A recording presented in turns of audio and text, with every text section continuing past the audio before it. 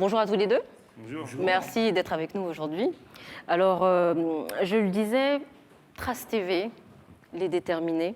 Est-ce que chacun d'entre vous peut me dire pourquoi il s'est levé un matin et il s'est dit je vais créer mon propre truc, je vais créer ma propre boîte? C'était quoi votre motivation profonde à ce moment-là? Qui commence? Qui se jette à l'eau? Je dis honneur aux anciens. On se connaît depuis longtemps. D'accord. D'abord, je crois qu'il y a des motivations personnelles et puis un environnement. C'est vrai que moi, j'ai jamais aimé travailler pour les autres. Donc, j'avais D'accord. envie d'être mon propre boss. Et en plus, j'avais des projets sur des entreprises qui n'existaient pas encore. Et donc, ça m'a motivé. Et puis, autour de moi, j'avais vu des entrepreneurs. J'ai eu la chance d'avoir des entrepreneurs autour de moi. Et voilà, donc c'est un peu mes motivations initiales. C'est initial. Et vous? Moi, j'avais pas prévu de me lancer dans l'entrepreneuriat parce que c'était un monde qui était un peu éloigné de moi à l'époque quand je me lance. Je viens d'un quartier à Cergy-Pontoise où il n'y a pas tellement d'exemples d'entrepreneurs autour de moi. Et mes parents n'étaient pas entrepreneurs, donc se lancer dans un projet entrepreneurial, c'est un truc, c'est inimaginable. C'est comme je disais que j'allais envoyer une fusée sur la Lune. Pour moi, c'est un truc impossible, quoi. Et moi, c'est grâce à une rencontre, à cette époque-là, j'ai voulu rendre service.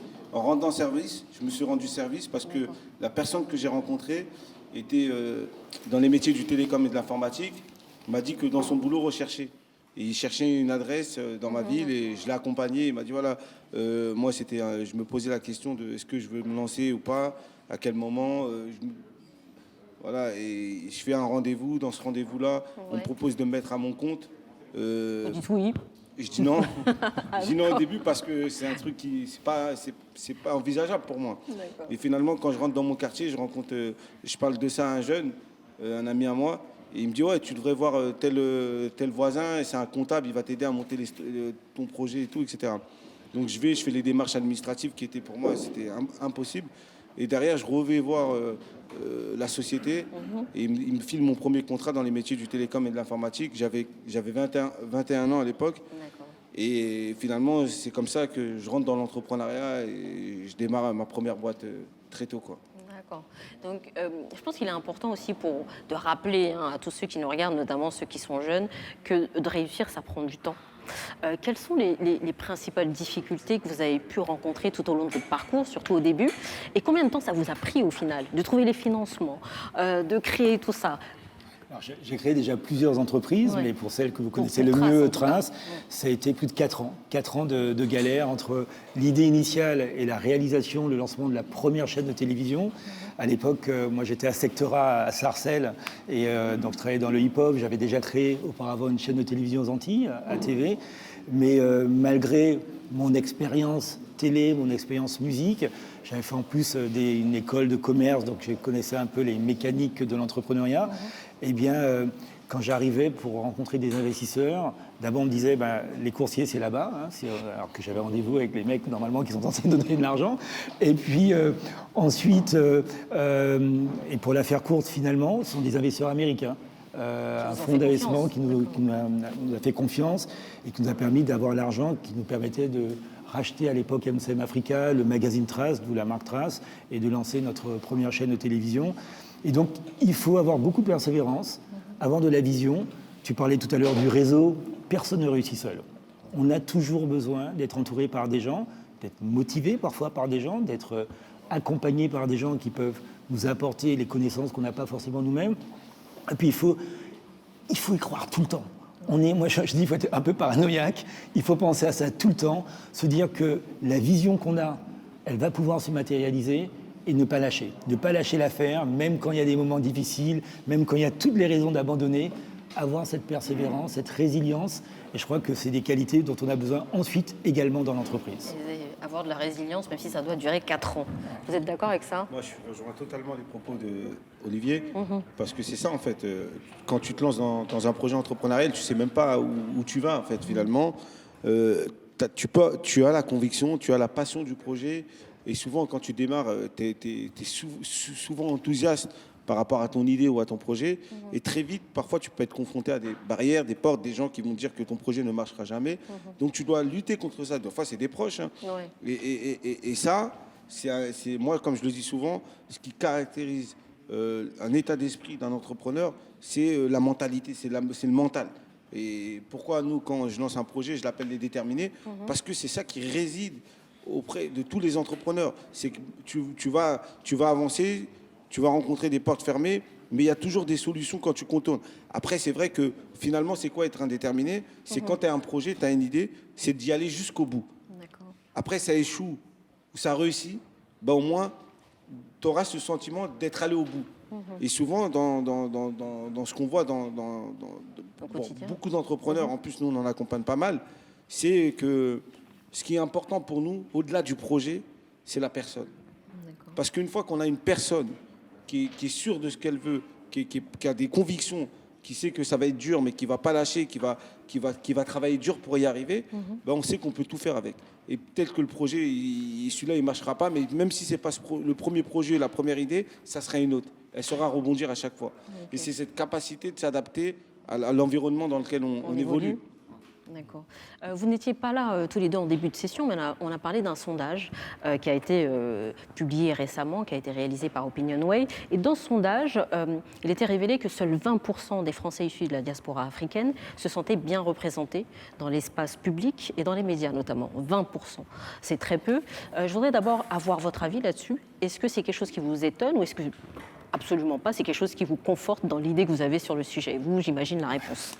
Non, mais là je veux dire, on enfonce des portes ouvertes. Il y a un problème de discrimination systématique en France, de racisme. Aujourd'hui, il y a toute une partie de la société française qui ne veut pas voir des gens comme nous au plus haut poste, que ce soit dans l'administration, les grandes entreprises. Et donc, et dans les médias. Le Conseil supérieur de l'audiovisuel publie tous les ans un observatoire de la diversité. On est en régression par rapport à ce qui s'est passé il y a 5 ans, 10 ans. Donc aujourd'hui, alors qu'il y a beaucoup d'initiatives, et d'ailleurs je salue celle du CPA pour effectivement contribuer à mettre en valeur ces entrepreneurs des diasporas, et notamment des diasporas africaines, mais la société française n'a toujours pas compris. Et quand Madame Moreno, qui était ici tout à l'heure, nous dit « je lance un index de la diversité volontaire pour les entreprises », le lendemain, il y a un article dans Le Monde pour dire que c'est du grand n'importe quoi, c'est contraire aux valeurs républicaines. Donc je pense que là, on va devoir passer à une autre vitesse, à un autre levier pour faire comprendre à la société française globale, il y a à peu près 10 à 15 millions de personnes en France qui sont issues de la diversité. Ce sont les personnes les plus jeunes de France. Ce sont les personnes les plus entrepreneuses de France. Il y a un taux de création d'entreprises pour cette population qui est largement supérieur. Parce qu'elle n'a pas d'autre solution. Elle sait que de toute façon, elle ne va pas forcément trouver des jobs dans des grandes entreprises. Donc elle est plus... C'est ton exemple. C'est un très bon exemple pour ça. Cette population, c'est une chance et une richesse pour la France. Il faut maintenant des rôles modèles. Il faut plus de personnes comme nous. On est devenu rôle modèle malgré nous. Ce n'était pas l'objectif quand on a commencé à créer nos business. Mais on se retrouve très très peu. Ce n'est pas normal. Dans l'univers des médias, il n'y a quasiment personne. Et vous, qui pour le coup êtes très médiatique, vous êtes partout en ce moment. Partout. Qu'est-ce que vous pensez? Moi, je pense que le travail déjà n'est pas fini. Il y a beaucoup de travail qui ont avancé. Et c'est vrai que la question du rôle modèle est très importante parce que on le voit, hein, notamment moi, je m'inspire beaucoup de ce que je vois dans le quartier parce que les exemples de réussite qu'on a, ils sont sportifs, ils sont parfois dans la musique et tout, etc. Mais très peu dans le monde économique, dans le monde professionnel et dans le monde des médias. Donc ça, il y a un vrai sujet à faire et en France, on n'y est pas encore. On n'y est pas encore. Et les études, les sondages et tout le montrent. Alors pour changer tout ça, qu'est-ce qu'il faudrait faire? Est-ce qu'il faudrait forcer, faire des quotas? Est-ce qu'il faudrait faire compter, savoir le nombre de personnes qui représentent? Je pense que le débat dans une société qui est cliente comme ça, je pense que c'est peut-être pas possible maintenant, à moins de retrouver une société apaisée. Mais ce que je dis, moi, c'est que moi, ce qui réside beaucoup en moi et ce que je vois à travers beaucoup de jeunes, c'est l'action. C'est-à-dire les gens n'ont pas attendu et aujourd'hui, les gens n'attendent plus aujourd'hui. C'est-à-dire on a compris déjà on est attaché aussi au pays dans lequel on a grandi, dans lequel on a fait l'école, mais il y en a beaucoup aujourd'hui qui créent des business, qui s'en sortent, qui font des choses positives, certes qui ne sont pas mis en avant et qu'il faudrait mettre encore plus en avant parce que moi je sais que plus jeune, quand on me demandait ce que je voulais faire, je disais, c'est pas dégradant, mais je disais que je voulais être maçon. parce que les exemples de réussite, pour moi, Pour qui montrer, réussissaient, c'était c'était des les- maçons. Mais si j'avais peut-être des entrepreneurs, des gens qui réussissent dans d'autres domaines, j'étais pas très beau sportif, donc je me projetais pas. J'ai fait du foot comme tout le monde, mais j'étais pas bon. Donc je me disais pas que j'allais faire une carrière. Mais par contre, si j'avais eu des exemples de réussite accessibles à la télé et tout, etc., bah, ça m'aurait peut-être moins donné envie. Mais aujourd'hui, le rôle qu'on a, nous, en tant que chacun d'entre nous, on a une part de responsabilité. C'est pour ça que on voit beaucoup de gens qui réussissent et qui partent. Mais moi, je pense que les générations qui vont arriver derrière, avec le numérique, le digital et tout, etc., ça a redistribué les cartes. Nous, on a une responsabilité, c'est de pouvoir sensibiliser, former, informer les générations qui vont arriver pour leur dire, voilà les opportunités. On ne pourra pas sauver tout le monde. Il y aura toujours des problèmes de discrimination, il y aura toujours des problèmes d'emploi, il y aura toujours des problèmes de fort chômage dans les territoires. Mais ce qu'on peut faire, c'est au moins de contribuer pour que la réussite, ça devienne la norme et qu'il y aura ces problèmes, mais on aura réglé une bonne partie de ces problématiques-là. Et moi, je suis profondément convaincu qu'on y arrivera. Il n'y aura pas le choix parce que quand on voit aujourd'hui la société qui est en train d'évoluer, vous regardez dans une famille française aujourd'hui de culture ou d'origine, je ne sais pas, africaine, on fait 5-6 enfants, normal. Donc à un moment donné, je pense que nos enfants, les générations qui vont arriver derrière, ils auront plus les mêmes problèmes. Ils auront des problèmes, mais ça ne sera plus les mêmes problématiques que les nôtres. Mais le travail n'est pas fini, il est encore long, il y a encore plein de choses à faire. Et l'une des solutions, c'est de le faire, comme disent les Américains, de le faire soi-même. Et je pense qu'à ce propos-là, vous avez une annonce à nous faire. Oui, non, mais c'est vrai.